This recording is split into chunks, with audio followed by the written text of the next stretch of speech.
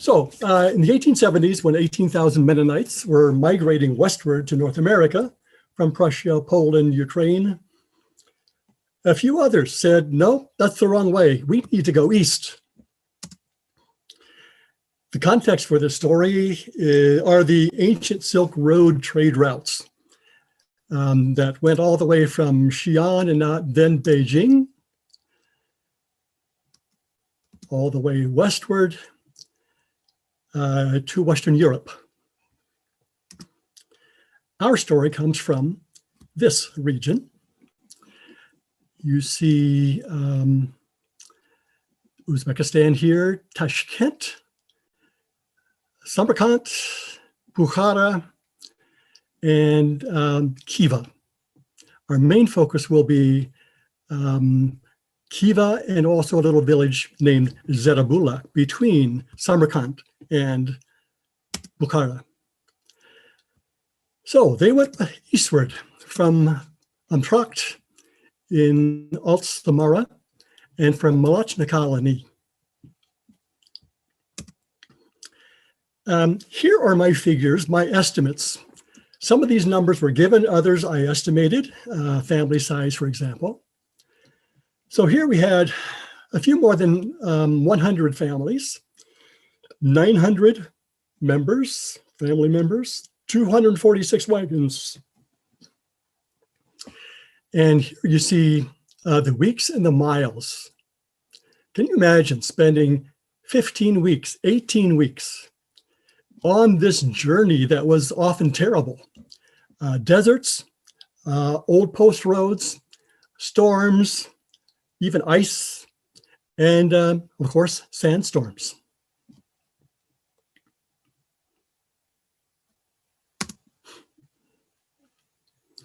The first destination was Tashkent, or Kaplanbek, which is right next to it. And there they stayed for the winter, 9 months.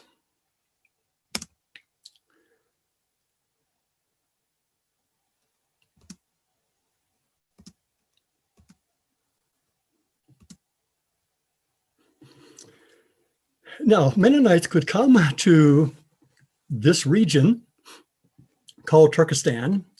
The Russian Empire had just overtaken many of the khanates or the kingdoms in the region, and General von Kaufmann up there was the governor general, and he led the troops to open up all of Turkmenistan and put down all the rebellions.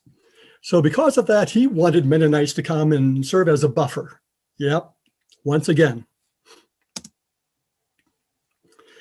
They were amazed at the kind of cultures they discovered. Young man Herman Jansen wrote this. This was exotic.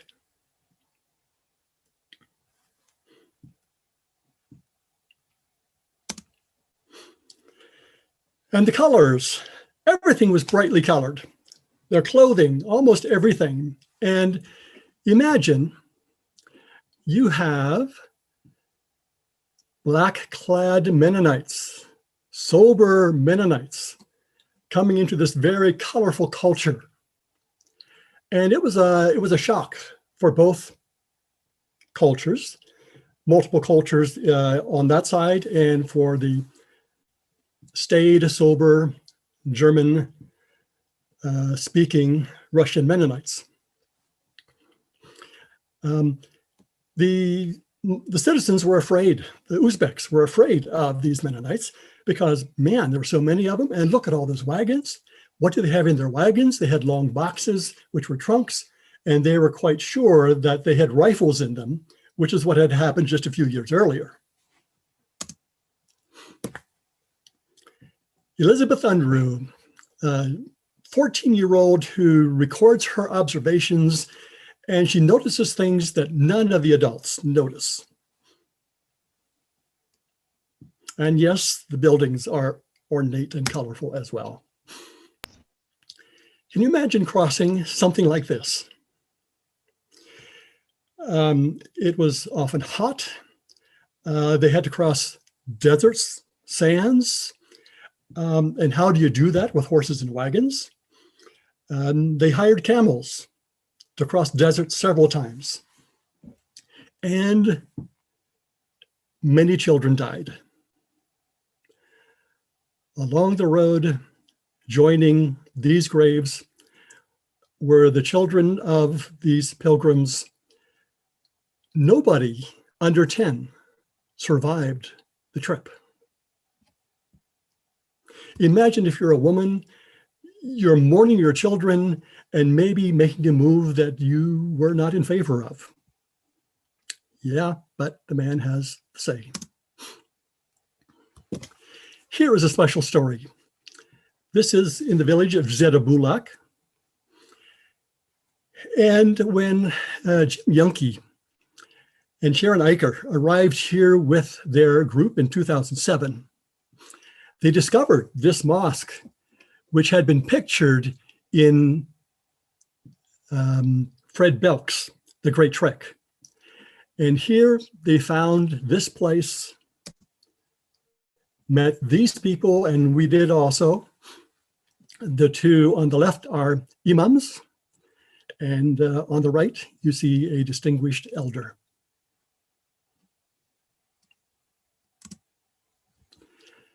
Inside the mosque, we had holy moments. Here in this mosque and in a tent outside, the Mennonites worshiped, they baptized, they buried, had funeral services for their members who died, and they had baptisms. And here we discover that Johan Jansen rather, baptized Jacob Classen. And these two families are represented in this. They are reading their journals of their own families, and they discover how they intersect here in a most marvelous way. Here's what Jacob Classen had to say. Clearly a significant moment.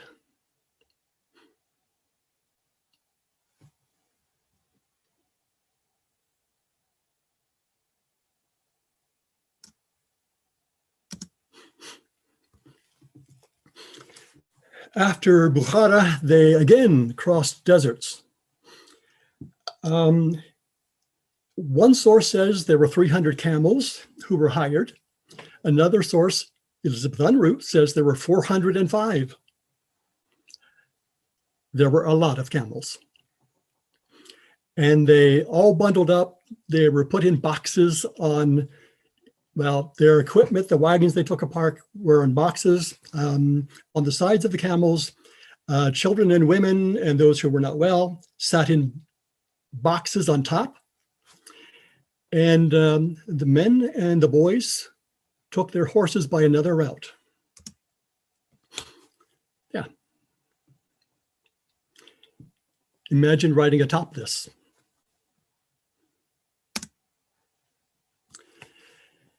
Then they reach, eventually, after a sojourn in Lausanne, which was a disaster, they were invited by the Khan, the king of the region, to Khiva.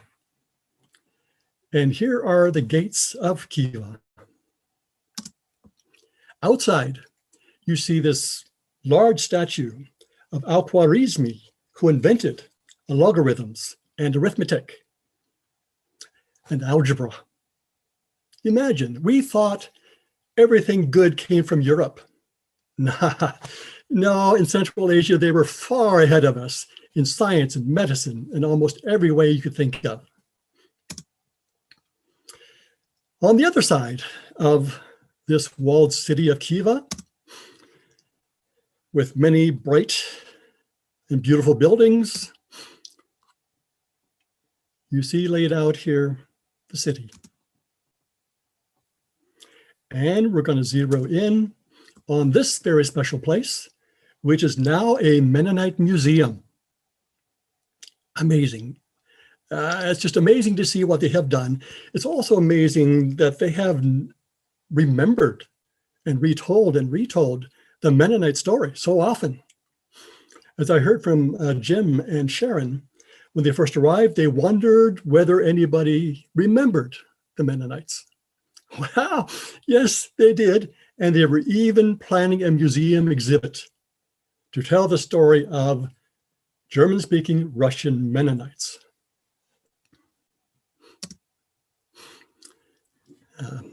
Sharon Eicher and Jim Youngke, who were the tour leaders for the first tour to this region, and they discovered this story and were amazed by it.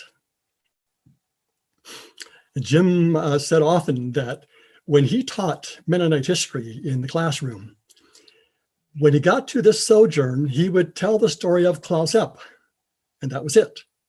But now we know so much more of the story. And here in this new museum is the new staff.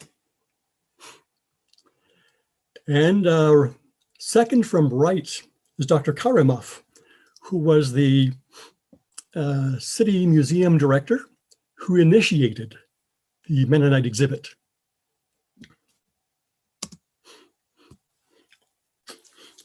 Here we are inside. And you see arts and crafts, you see instruments and tools. And all of this comes from a village about 11 kilometers outside the city wall called Akhmechet, which means white mosque. When the Mennonites built their village, in the center they had two buildings that were whitewashed, a school and the church. And really at first, the school was in the church. And so the villagers called it the White Mosque, Akhmechet.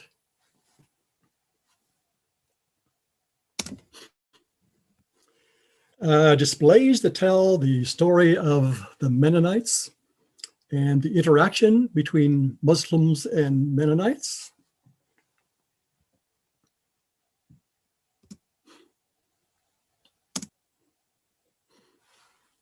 One of the most fascinating things that they have done in their exhibit, they have QR codes so that when you visit, you can take your phone after you've downloaded Nazar, and you can focus on that, and you get the story. Mennonites in Ak Mosque in 1935 with house numbers and the names of the families who lived in them. Raisin family, house number 26 to 27.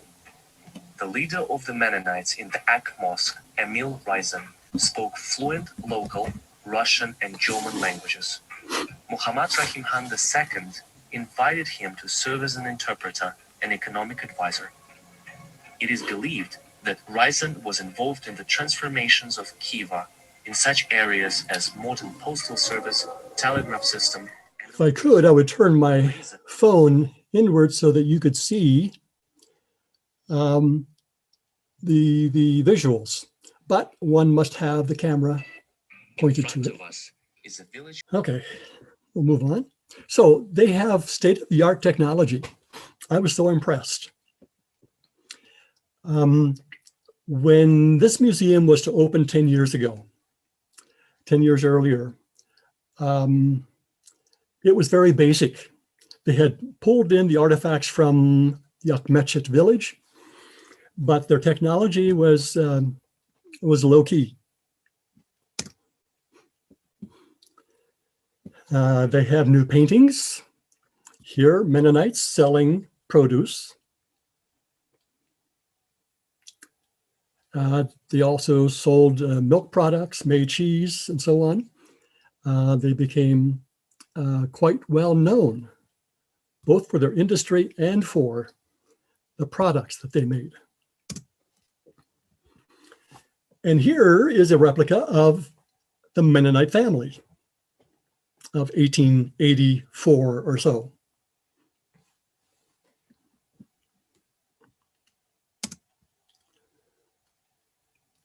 Displays about the farming. When we asked the villagers there, or the people in the city of Khiva, why are you interested in these Mennonites? because they taught us how to farm, they taught us how to build, they taught us how to carve, they taught us so many things. And we are so indebted to them. And almost every day we're there, well, probably every day we're there, we eat products that Mennonites introduced to Central Asia. Tomatoes, potatoes, eggplant, and on, including new breeds of cattle to upgrade the stock there. One time we kept pressing the villagers, and you're saying everything that the Mennonites taught you. Well, what did you teach them? Well, eventually they said, well, we taught them how to irrigate. And of course, that was essential in that climate.